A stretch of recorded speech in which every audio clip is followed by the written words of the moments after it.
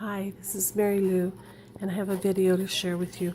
And I'm really making this for Ellen Palumbo de Matos, who requested information on how I do my Tyvek envelope reinforcement on the inside of my my journals.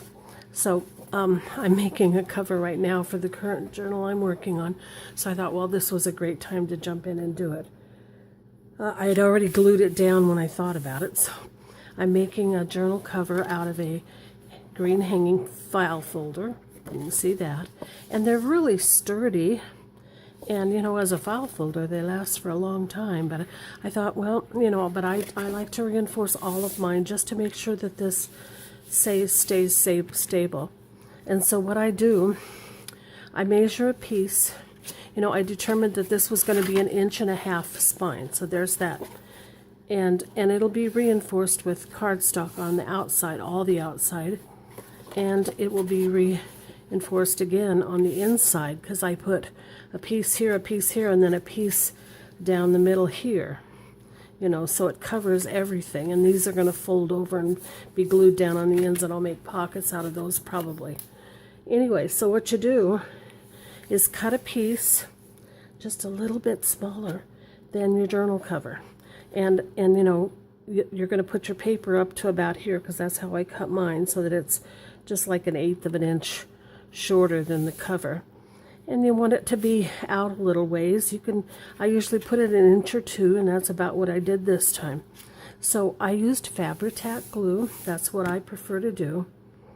And so what I did was I put a line down the middle of this, so I knew where the spine was, where the center was.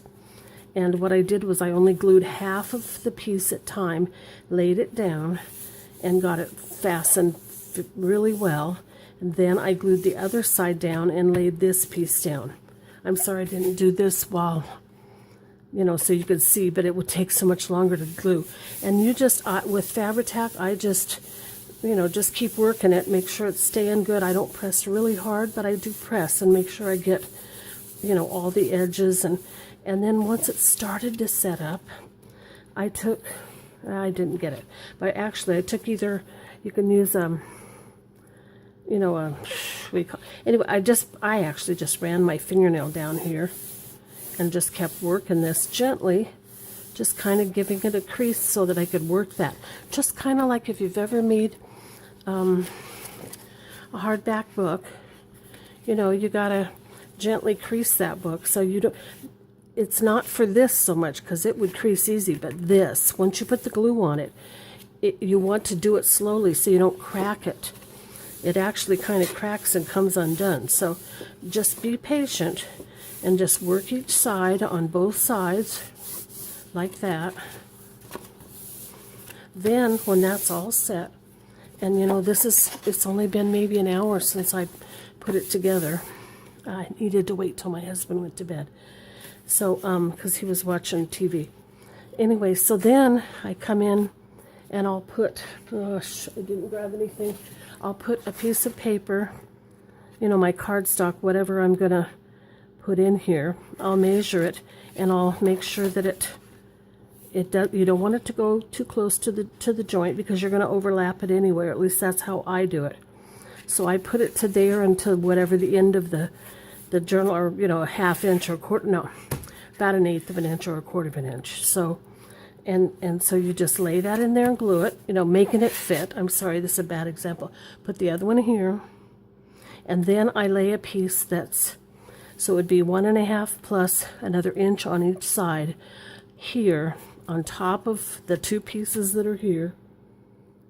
And then glue it down.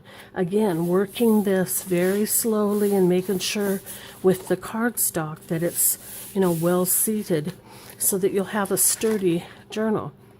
Then when you've got all that done, and you know, I would close up this, but then you can put on your outside papers. However, now you can do it similar. You could put a paper down here that fits, you know, just inside the line, and one here, and then you can put another one over the top of this, you know, that's kind of like what you did on the inside, if you want to. If you don't want to, I mean, that would just make it more stable, and I have done it with these. And then when you're all done, work it slowly so you can get it to lay down flat again once you've got all that thickness, and that it will bend easily. So I hope that makes it clear. If not, Ellen, I'll try again, but hopefully that helps you see where the placement is. Put this down first, and this was a yellow envelope that I glued down, the yellow side down, so I was dealing with white.